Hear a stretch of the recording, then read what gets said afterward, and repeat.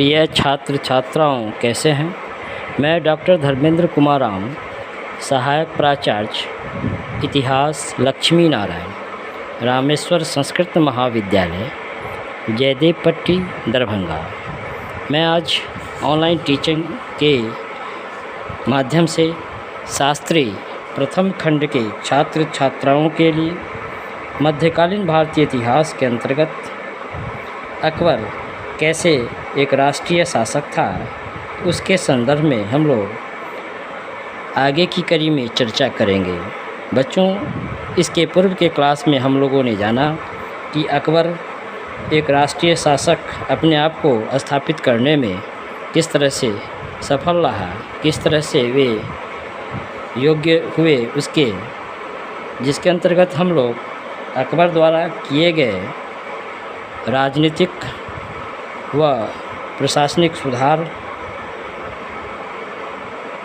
का कार्य किया। अपने राजनीतिक और प्रशासनिक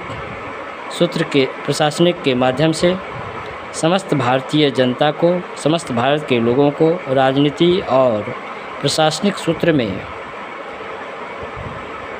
या कहा जाए तो राजनीतिक एकता के सूत्र में बांधकर समस्त नागरिकों को, समस्त लोगों को समान अवसर और सुविधाएं प्रदान करते हुए वे सामाजिक कुरीतियों को मिटाकर तथा धर्मनिरपेक्षता की नीति को अपनाते हुए वह एक राजनीतिक एकता के सूत्र में लोगों को आबद्ध किया।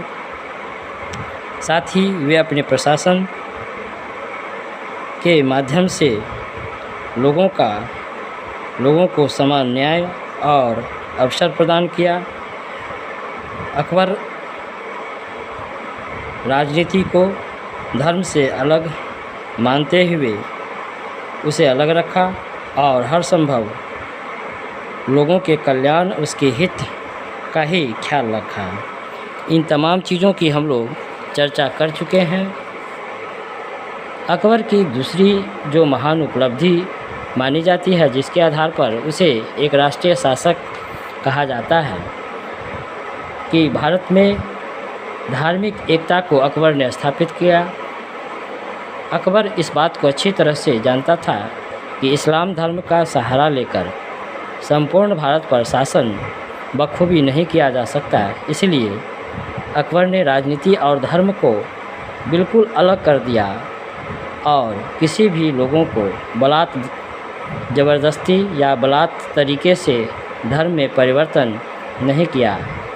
साथ ही इस्लाम धर्म के अलावे अन्य धर्म के मानने वाले लोगों को, जैसे सिखों, पारसियों, ईसाइयों, यहाँ तक कि मुसलमानों को भी धार्मिक स्वतंत्रता प्रदान की। इतना ही नहीं, अकबर ने दीन इलाही के द्वारा सभी धर्मों में उसने एकता स्थापित करने का प्रयास किया और सभी धर्मावलंबियों को एकता के सूत्र में बांधने का काम किया। अकबर का एक जो अन्य महत्वपूर्ण कार्य था, वह सामाजिक एकता को स्थापित करना था, सामाजिक सद्भाव को स्थापित करना था। अकबर ने हिंदुओं और मुसलमानों के सामाजिक जीवन में जो सदियों से चली आ रही सामाजिक कुरीतियाँ थी, जैसे सती प्रथा, बाल विवाह, उन तमाम चीज़ों को दूर करने और उनके उत्थान के प्रयास अकबर ने भरसक किया। जैसा कि हम लोग जानते हैं, हिंदू समाज में प्रचलित सती प्रथा और बाल विवाह को प्रतिबंधित करने की अकबर ने ही सर्वप्रथम कोशिश की थी। साथ ही विधवाओं की स्थिति सुधारने और अंतर्जातीय विवाहों को प्रोत्साहित करने की अकबर ने भरसक प्रयास किया था। बाल विवाह पर भी अकबर ने रोक लगाई।